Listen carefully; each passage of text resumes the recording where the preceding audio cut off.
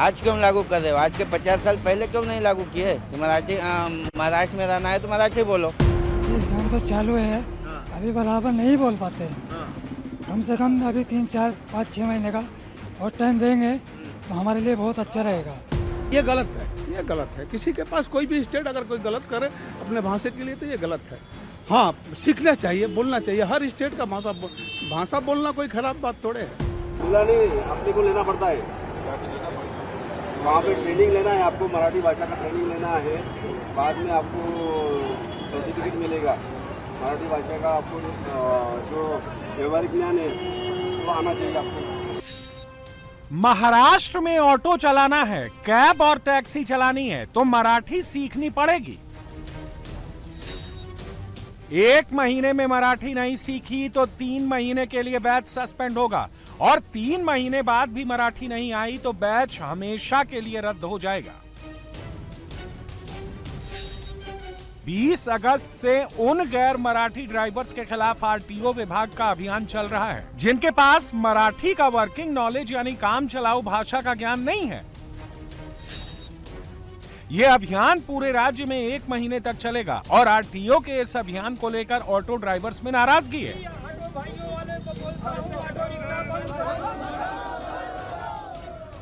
कुर्ला में ऑटो के पहिए ठप पड़े हैं। आरटीओ की ड्राइव के खिलाफ ऑटो ड्राइवर्स काम बंद आंदोलन शुरू का अभियान चला रहे हैं। अब आपको बताते हैं मराठी वर्किंग नॉलेज की जांच कैसे होगी।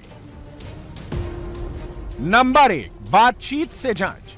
इसमें आरटीओ अधिकारी ड्राइवर से बातचीत करके देखेंगे कि उसे सामान्य मराठी समझने और बोलने आती है या नहीं। नंबर 2, यात्रियों से संवाद। इसके तहत ड्राइवर को यात्रियों की बात समझने और उनसे सामान्य बातचीत करने लायक मराठी आनी चाहिए। नंबर 3, 30 दिन का मौका। इसमें मराठी कम आने पर ड्राइवर को 30 दिन का नोटिस देकर मराठी सीखने और टेस्ट देने का मौका मिलेगा। नंबर 4, नियम नहीं माना तो कार्रवाई। 30 दिन बाद भी मराठी नहीं आने पर लाइसेंस या ऑथराइजेशन 3 महीने के लिए सस्पेंड हो सकता है। लगातार नियम तोड़ने पर रद्द करने का भी अधिकार। नंबर 5, सर्टिफिकेट वालों को राहत। सरकारी इंस्टीट्यूट से मराठी ट्रेनिंग पूरी कर सर्टिफिकेट हासिल करने वाले ड्राइवरों को इस कार्रवाई से राहत मिलेगी। ये एक प्रमाण पत्र इनको मिला हुआ है महाराष्ट्र शासन परिवहन विभाग राज्य मराठी विकास संस्था, इनका नाम भी यहाँ पर है, मोहम्मद खान लिखा हुआ है और इन्होंने पास किया हुआ ये इसमें दिखाई दे रहा है। तो ये आपको प्रमाण पत्र मिला हुआ है तो लेकिन फिर भी दिक्कत हो रही है। दिक्कत तो है इसलिए कि देखिए समस्या ये है ना कि वो कुछ भी पूछ देते हैं। अब कुछ भी पूछ देते हैं तो पहले तो समस्या ये है कि जो पैसेंजर हमारी गाड़ी में 20 साल से चला रहा हूँ 1% भी नहीं मिलते हैं जो मराठी में बोले, नहीं तो हम लोग तो कब का सीख गए होते। तो अभी मुझे बताइए तो अभी यूपी बिहार क्या जाना पड़ जाएगा लगता है? अब देखिए हम लोगों पे मुसीबत तो तरह तरह के आते हैं, हम लोग उसी तरह से झेलते रहते हैं। दूसरा ऑप्शन तो है नहीं हमारे पास। अब इस कंडीशन में पहुंच गए हैं कि दूसरा काम भी नहीं हो सकता है। मुंबई में कोई यूपी से आकर ऑटो चला रहा है, कोई बिहार, कोई मध्य प्रदेश से आकर अपनी रोजी रोटी कमा रहा है। किसी को मुंबई आए 20 साल हुए हैं, किसी को 30 साल, तो कोई 50 साल से मुंबई में ही है। दिक्कत यह है कि जो इतने लंबे सालों से मराठी नहीं सीख पाया वो 1 महीने में कैसे मराठी सीखेगा। ज्यादातर ड्राइवर मराठी समझ तो लेते हैं लेकिन बोल नहीं पाते। उनकी मांग है कि सरकार कम से कम 6 महीने का समय दे। इतने दिन में ज्यादातर ड्राइवर मराठी सीख लेंगे। बस 6 महीने का समय दीजिए, इतने में हम लोग मराठी समझ जाएंगे। नहीं तो आपको जो इच्छा हो आप करना। जी, अभी आपने काम बंद कर दिया है तो सब बंद कर दिए हैं तो हमको भी बंद करना पड़ा, नहीं सब तोड़ फोड़ कर रहे हैं इसलिए हम भी बंद कर दिए। जी आप बताइए कि क्या दिक्कत है, क्या परेशानी हो रही है? 6 महीने का समय लिया, 6 महीने का समय ले रहे मराठी जानते हैं। उम्र नहीं सीखने का है, 59 साल उम्र होगी या 59, लेकिन आज 32 साल से बम्बई भर के कभी कोई भाषा बोला नहीं। पैसेंजर भी बोलता है हिंदी में, बोलते हैं हाँ भाषा क्या भैया जी मजाक करते हैं। जब हम पढ़ रहे हैं स्कूल में मराठी में बोलता हाँ भाषा क्या भैया जी मजाक करते हैं, आप चुप होना पड़ता। लेडीज है तो उसको मुँह क्या लगाएंगे, इसके लिए सोचते नहीं उसके बारे में कुछ, लेकिन समय देगा तो सीखेंगे जरूर। 6 महीना बहुत समय। 50 साल की उम्र में हो गए, वो अपने बच्चे लोग को पढ़ाए लिखाए खिलाएं कि मराठी कर लिया। तो 50 साल पहले क्यों नहीं लागू किए? आज जो लागू कर रहे हैं जो यूपी से लोग आ रहे हैं आज क्यों लागू कर रहे हो? आज के 50 साल पहले क्यों नहीं लागू किए कि महाराष्ट्र में रहना है तो मराठी बोलो। आज रिक्शा वाले टैक्सी वालों को ही खाली प्रश्न आ रहा है, बाकी और करोड़ लोग को क्यों नहीं बोल रहे मराठी बोलो। मराठी इसमें राजनीति नजर आती है। राजनीति तो आज नजर आई रही है ना, क्यों रिक्शा टैक्सी वालों को प्रतिबंधक डाल रहे हैं मराठी बोलने के लिए, और पब्लिक को क्यों नहीं बोल रहे हैं? महाराष्ट्र में करीब 9.16 लाख ऑटो रिक्शा और 61,657 टैक्सियां हैं। सरकार करीब 6 लाख ऑटो टैक्सी ड्राइवरों को मराठी सीखने की पहल से जोड़ना चाहती है। इस अभियान में अब तक करीब 2.5 लाख ड्राइवर शामिल हो चुके हैं।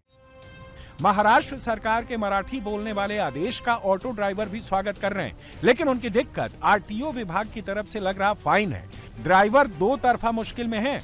अगर वो ऑटो चलाते हैं तो ऑटो यूनियन के लोग गाड़ियों में तोड़फोड़ करते हैं, और गाड़ी खड़ी करते हैं तो उन पर आरटीओ विभाग फाइन लगा देता है। हमको कोई तकलीफ नहीं, यहाँ से मराठी बोलने में हमको खुशी है। यहाँ कमा रहे हैं तो यहाँ मराठी बोलना ही पड़ेगा। तो अभी आपने रिक्शा चलाना बंद क्यों कर दिया? बंद इसलिए क्या पकड़ रहे हैं, वो फाइन मार रहे हैं, वो फाइन भरेंगे बताओ तो कैसे चला पाएंगे हम? जी कितना फाइन मारते हैं? अभी तो 1 महीने का नोटिस दे रहे हैं ना। अभी 1500 का फाइन मारा, अभी मारा 1500 का फाइन। क्यों मारा? अभी इधर नो पार्किंग में गाड़ी खड़ा इसके लिए मारा है। इधर रोड पर खड़ा, जगह नहीं है गाड़ी खड़ा करने को, फाइन देखो। क्यों फाइन मार रहे हैं अभी? क्यों मार रहे हैं? अभी गाड़ी यहाँ पे लगाए थे इसके लिए हम लोग, क्यों फाइन यहाँ पे लगाया गया इसके लिए फाइन पड़ा है हम लोग को। ऑटो, कैब और टैक्सी चलाने वालों की समस्या सिर्फ इतनी ही नहीं है।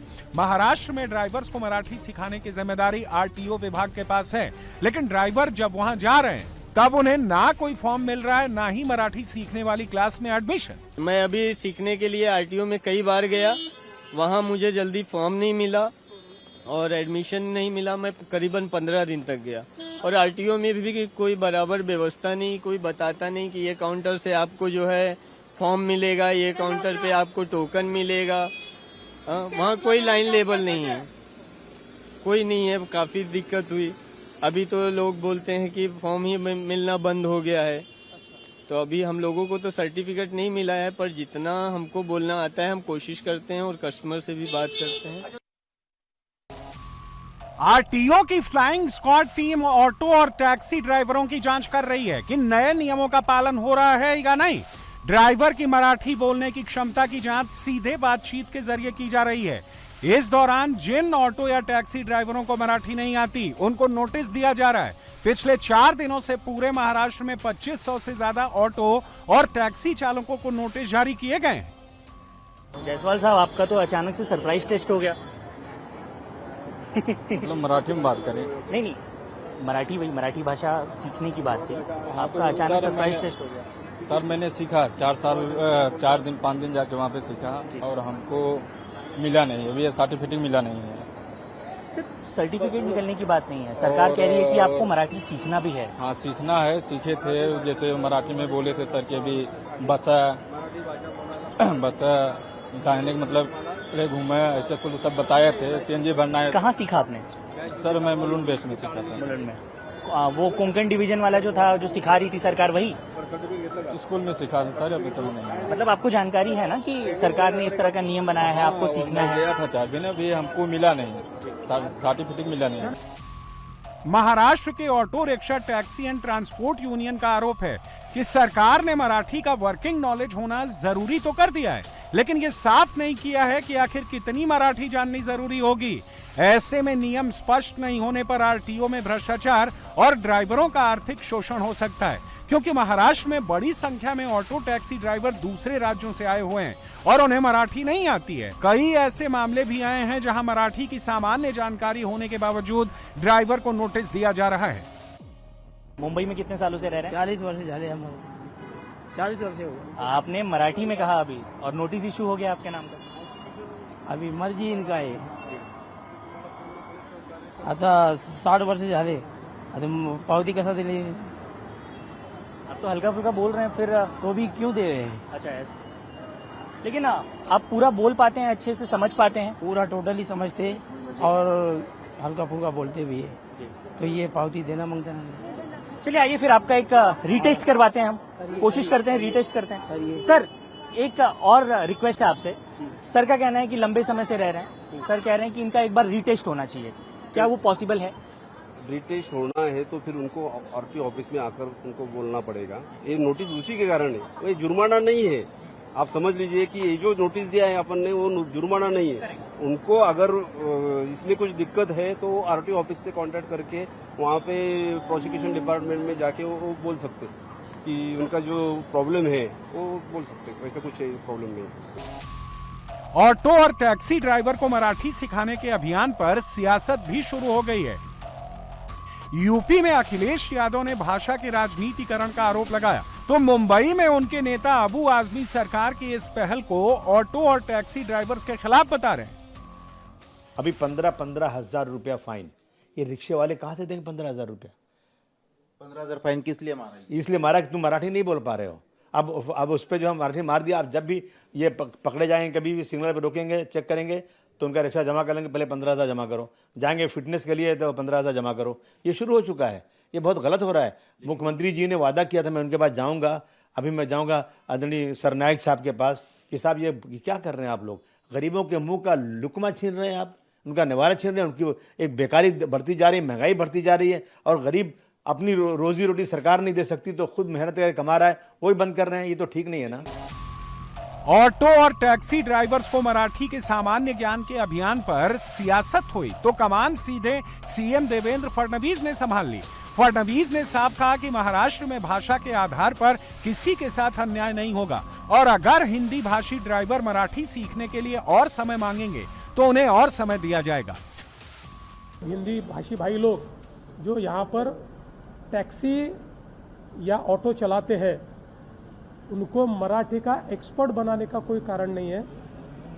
उनको उनके काम जितनी मराठी आनी चाहिए, काम चलाओ मराठी आनी चाहिए, इस प्रकार का ही आग्रह किया गया है।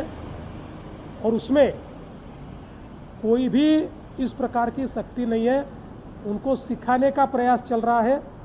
अभी भी 2 बार लोगों ने समय बढ़ाकर मांगा तो समय बढ़ाकर दिया गया है, अभी भी तीसरी बार भी समय बढ़ाकर दिया है, और आगे भी अगर ये मांग आएगी कि हम सीखना चाहते हैं, हमको समय बढ़ाकर दिया जाए तो समय बढ़ाकर दिया जाएगा।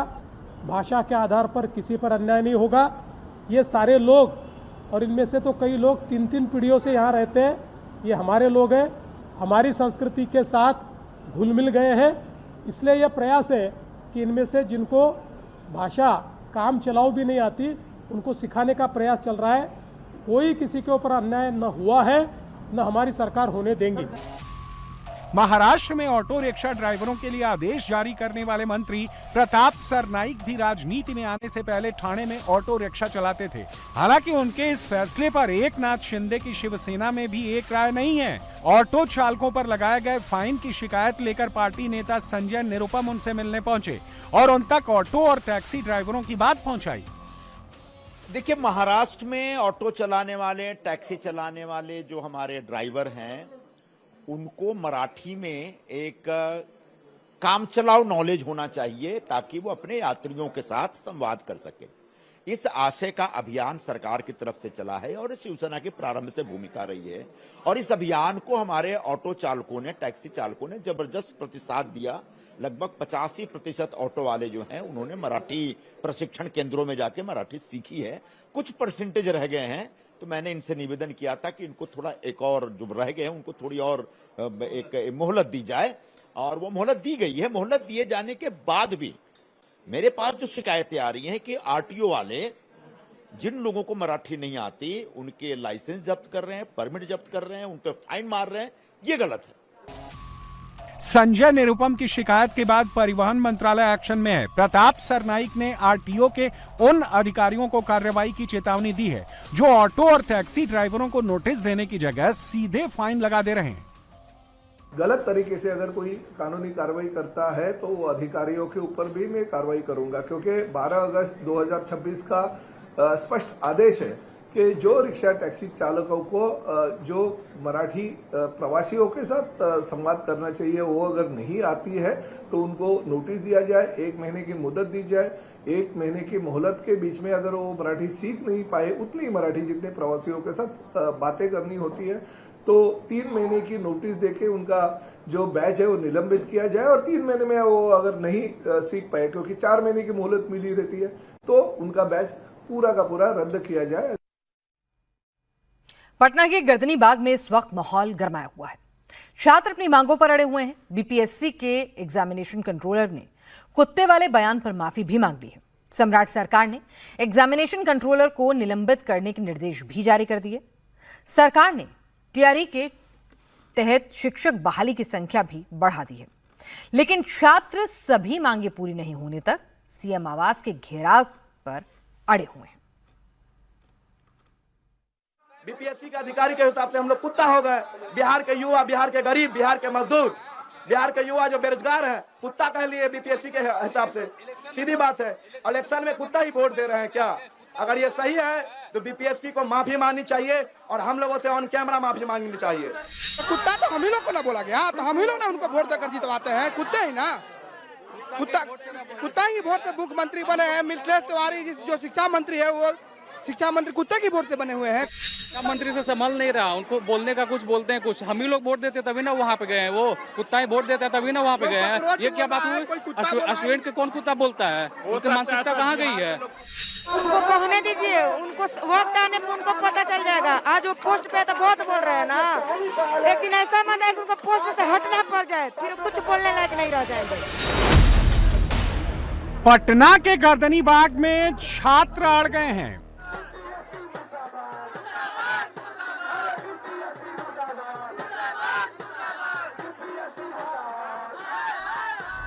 बीपीएससी के खिलाफ प्रोटेस्ट कर रहे हैं।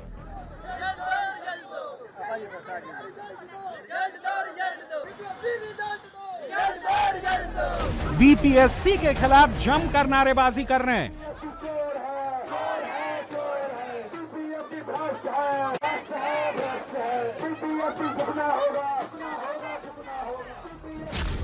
छात्रों की डिमांड है कि टीआरई 4 एग्जाम में पीटी और मेंस की परीक्षा ना हो, बल्कि इसकी जगह सिंगल एग्जाम लिया जाए। आंसर शीट में नेगेटिव मार्किंग ना हो। छात्र ओएमआर शीट, क्वेश्चन पेपर और आंसर की जारी करने की मांग कर रहे हैं। जब पहले पीटी में बीपीएससी में नहीं हुआ है, पहले जब माइनस मार्किंग नहीं हुआ है, तो सारा प्रयोगशाला हम लोग पे करिएगा, लाइब्रेरियन पे करिएगा, बीपीएससी पे करिएगा।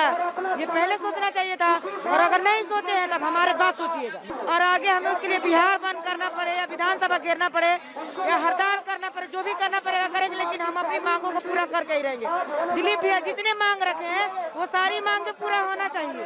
67 का पेपर लीक हुआ, 67 का 17 पर आयो लगा हुआ है। एईडीओ का पेपर जो खुद में पीटी मेंस कहा जाएगा, क्योंकि 2 बार हुआ, वो भी पेपर आपको कैंसिल करना पड़ा। टीआरई 3 का पेपर आपको कैंसिल करना पड़ा। आखिर कौन लोग थे और कहां से गया था? झारखंड में होटल में बैठ के 366 लोग पेपर आपका सॉल्व कर रहे थे, आपको कैंसिल करना पड़ा। बीपीएससी अपने शायद अपने भ्रष्टाचार का रास्ता खोलने के लिए, अपने रिश्तेदारों को घुसाने के लिए सब चीजें कर रही है। आगे हम लोगों का गांधीवादी तरीके से आंदोलन चालू रहेगा और छात्र नेता दिलीप जी के नेतृत्व में यह आंदोलन होता रहेगा, और दिलीप जी जैसा निर्देश करेंगे वैसा होता रहेगा। और इस बार हम लोग बीपीएससी के खिलाफ मोर्चा करेंगे और माननीय मुख्यमंत्री जी से रिक्वेस्ट करेंगे, माननीय मुख्यमंत्री जी, ये चेहरा देखिए, ये किसी का उकसाने पे नहीं आए हैं, ये लोग उकसा रहे हैं बीपीएससी में बैठे हुए अधिकारी। बीपीएससी के अधिकारियों का जांच होना चाहिए, आखिर हम लोगों पर क्यों थोपा जा रहा है। अगर कुछ चेंज करना है तो क्यों नहीं बीएड में चाइल्ड साइकोलॉजी ऐड करते हैं, जो हम लोग बीएड में पढ़े हैं। आखिर चेंज करना है तो फर्जी लोगों को बिहार की सभी परीक्षा में आजीवन प्रतिबंधित क्यों नहीं करते हैं। अगर कुछ चेंज करना है तो अपने बीपीएससी के अधिकारियों का काहे नहीं जांच करवाते हैं ये लोग। जब प्रारंभिक परीक्षा में आप हमारे सब्जेक्ट से क्वेश्चन ही नहीं पूछ रहे हैं तो नहीं होगा सर। तो ये जबरदस्ती, तो आप सोचिए, जब हमारे सब्जेक्ट से क्वेश्चन ही नहीं पूछे जाएंगे तो क्वालिटी वाले बच्चे कैसे पास हो पाएंगे। 2.5 सालों से 1.5 लाख सीट पर वैकेंसी देने का वादा किया गया था, ये समय टालने के लिए सिर्फ। लेकिन छात्रों की मांग पर बीपीएससी झुकने को तैयार नहीं है। बीपीएससी के एग्जामिनेशन कंट्रोलर टीआरई 4 की परीक्षा दिसंबर या जनवरी में होने की बात कर रहे हैं, लेकिन छात्रों की मांग मानने से साफ इनकार कर रहे हैं और गर्दनी बाग में छात्रों के प्रदर्शन को लेकर कहावत सुना रहे हैं, हाथी चले बाजार, कुत्ता भौंके हजार। सबसे बड़ी बात ये है कि अगर आपको लगता है कि आपके आरोपों में कुछ तथ्य है तो कोर्ट क्यों नहीं चले जाते हैं। ये तो 70th के पीटी वाला हाल है कि हाँ सबूत है, कोर्ट में जाके सब धराशायी हो गए। नहीं, ये आयोग का काम नहीं है। सुनिए प्रीतम जी, एक कहावत सुने होंगे, इसको काट दीजिएगा, हाथी चले बाजार कुत्ता भौंके हजार। आयोग का ही काम नहीं है। पारदर्शिता के साथ मेरा काम करना है, अगर कहीं गड़बड़ी है तो सर फोरम खुला हुआ है। बीपीएससी एग्जामिनेशन कंट्रोलर के बयान के बाद छात्र भड़क गए। छात्रों ने बीपीएससी चोर चोर के नारे लगाए।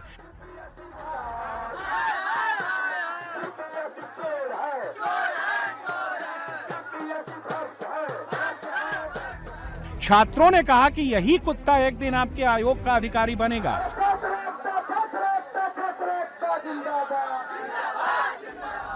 एक बार कॉकरोच बोला गया था तो प्रधान जी चले गए, अब सचिव की नौकरी जाएगी। प्रदर्शन कर रहे छात्रों की मांग है कि बीपीएससी एग्जामिनेशन कंट्रोलर माफी मांगे, नहीं तो अगला आंदोलन बीपीएससी गेट पर होगा।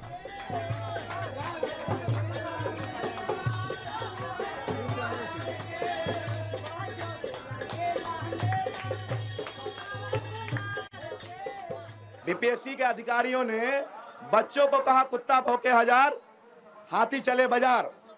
अब ये सोचने की बात है कि सबसे पहले ये पीटी मेंस की बात कहां से आती है।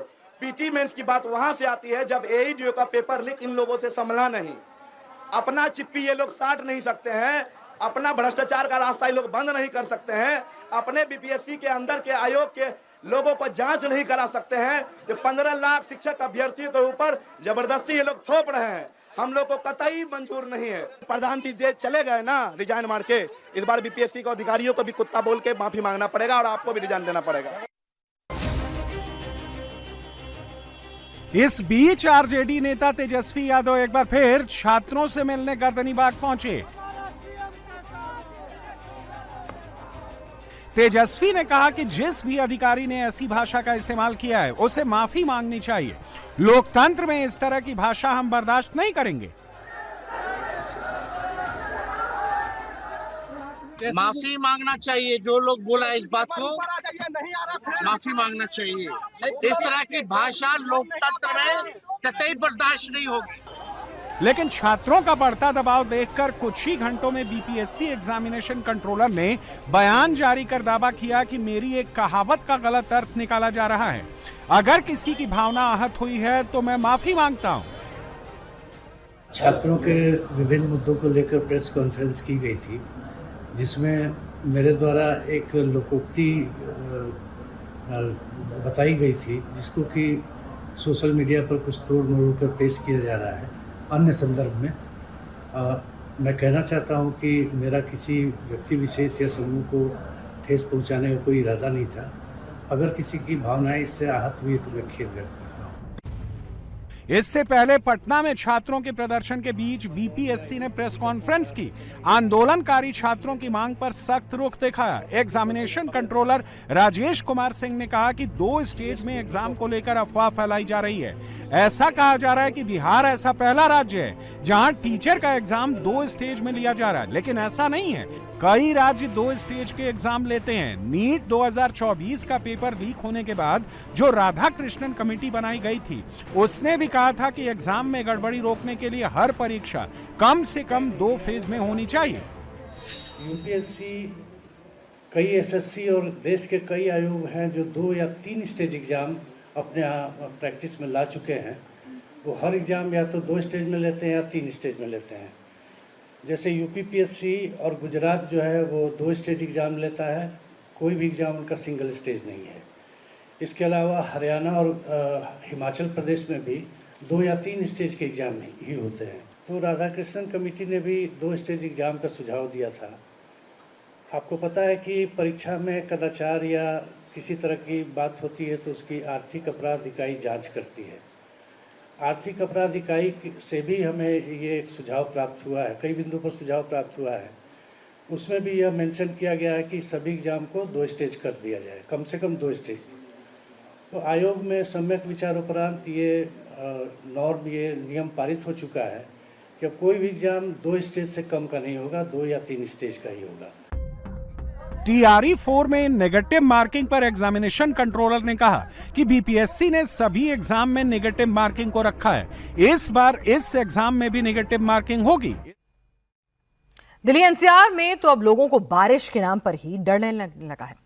कुछ घंटों की बारिश से ही शहर की रफ्तार थम जाती है, सड़कें तालाब में तब्दील हो जाती हैं, ट्रैफिक सिस्टम पूरी तरह से चरमरा जाता है, कई कई किलोमीटर तक लंबे जाम लग जाते हैं।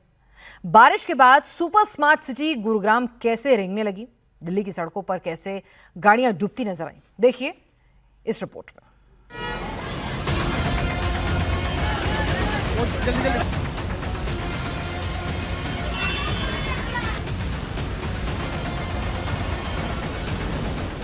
झमाझम बारिश ने राजधानी दिल्ली को एक बार फिर पानी पानी कर दिया।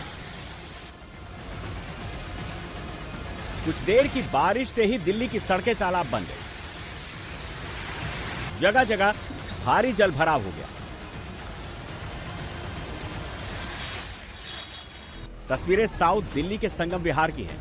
बारिश से सड़कों पर इतना पानी भर गया कि स्कूल वैन फंस गई। पानी के बीच वैन के बंद होने से बच्चों को भारी दिक्कतों का सामना करना पड़ रहा है। बच्चे कमर तक पानी में घुसकर जाने को मजबूर हैं। हालांकि बच्चों ने किसी तरह वैन को धक्का लगाकर पानी से बाहर निकाला।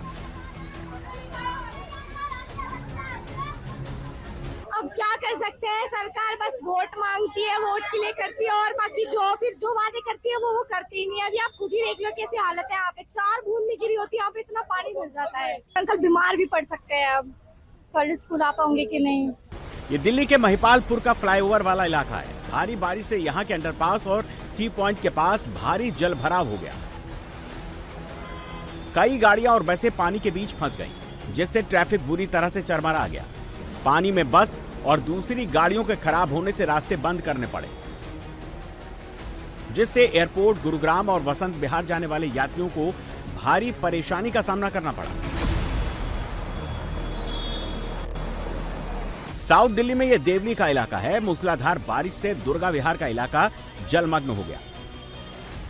खराब ड्रेनेज सिस्टम की वजह से सड़कों पर 2 से 3 फीट तक पानी भर गया, जिससे पूरा इलाका तालाब में तब्दील हो गया। भारी जल भराव से गाड़ियां और पैदल जाने वाले लोग फंस गए। स्कूली बच्चे गंदे पानी से भरी सड़कों पर गुजरने को मजबूर दिखे। यहां से गुजरने वाले लोगों को भारी दिक्कतों का सामना करना पड़ा। यही हालत है, बारिश की पानी पूरा भर जाता है। हाँ, सारा नाले वगैरह सब ऊपर हो जाते हैं। यहाँ ये जो पानी अभी निकल रहा है, इस समय कुछ सोखते बनाए जाए, जैसे पानी सूख के जमीन के अंदर जाए सोखते होके, तो भी काम हो सकता है। पानी वेस्ट भी कम होगा और पानी जमीन में भी जाएगा।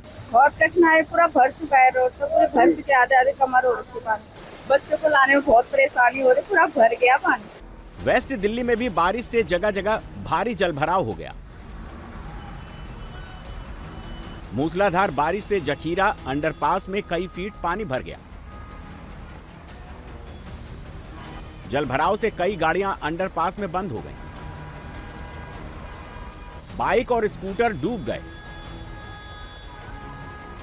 लोग जोखिम मोल लेकर अपनी गाड़ियां यहां से निकालने को मजबूर दिखे। सेंट्रल दिल्ली के कनाट प्लेस में भी जलभराव से कई सड़कें डूब गईं। आउटर सर्किल की मुख्य सड़कों पर वाटर लॉगिंग से गाड़ियों की रफ्तार थम गई। लोगों को काफी मुश्किलों का सामना करना पड़ा। पुरानी ड्रेनेज सिस्टम की वजह से यहां अक्सर जलभराव हो जाता है, जिसे पंपों की मदद से निकाला जाता है। कनाट प्लेस के आउटर सर्किल का हाल देखिए, किस तरह से पूरी जो मार्केट है वो डूबी हुई नजर आ रही है। दिल्ली में कई दिनों के बाद बारिश हुई, तेज बारिश हुई, और पूरी जो मार्केट ये आउटर सर्किल की है वो पूरी, यहाँ पर देखिए पार्किंग जो गाड़ियों की है, यहाँ भी पानी भर गया है। आगे वहाँ देखेंगे जहाँ तमाम जो दुकानें हैं उनके शटर डाउन हो गए हैं क्योंकि पानी भरा हुआ है। सामने भी आप देखेंगे इसी तरह के हालात है। तो ज़रा सी बारिश होती है और इस तरह के हालात कई जगहों पर पैदा हो जाते हैं।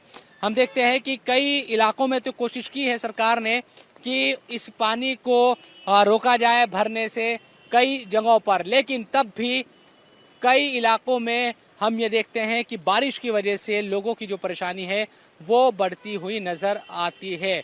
तो जाम है एक तरफ, दूसरी तरफ इस तरह से पानी भरा हुआ है कनाट प्लेस में।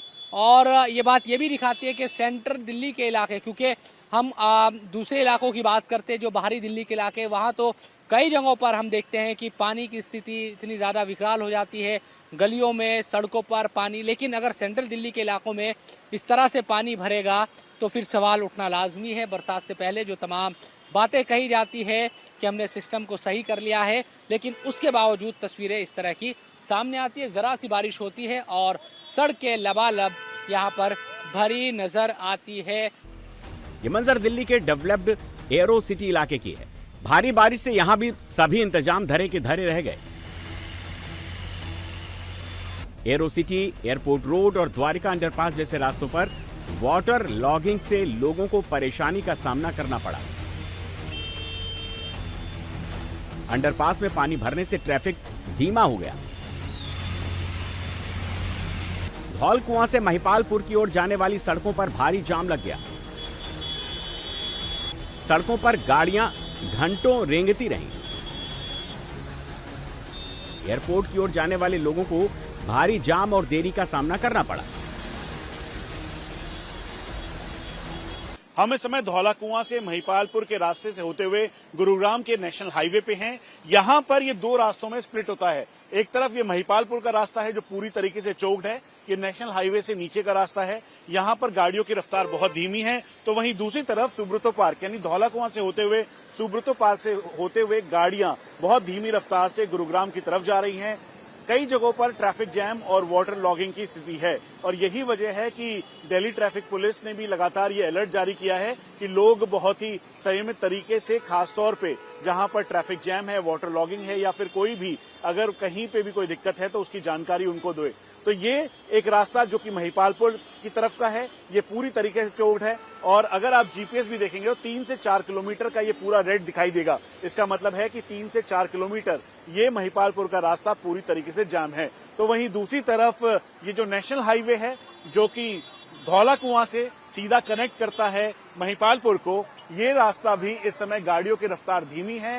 हालांकि ट्रैफिक चल रहा है लेकिन उसके बावजूद जो पीछे का पॉइंट है जो कि मानेकशॉ सेंटर से होते हुए गुरुग्राम की तरफ आता है, यहाँ पर ट्रैफिक कंजेशन है और इसीलिए इस ऑरेंज अलर्ट के साथ एहतियात बरतने के लिए कहा गया है। ये खतरनाक मंजर गाजियाबाद के लोनी इलाके का है। इंजन बंद करते इंजन। सड़कों पर वाटर लॉगिंग से सवारियों से भरा ऑटो पलट गया। ये देखिए, इंजन बंद करते इंजन। भारी जलभराव के बीच सड़कों पर ऑटो पहले तिरछा होता है और फिर पलट जाता है। इस हादसे में ऑटो के अंदर चीख पुकार मच गई। आराम से कोई बात नहीं। लोगों ने किसी तरह ऑटो से निकलकर अपनी जान बचाई।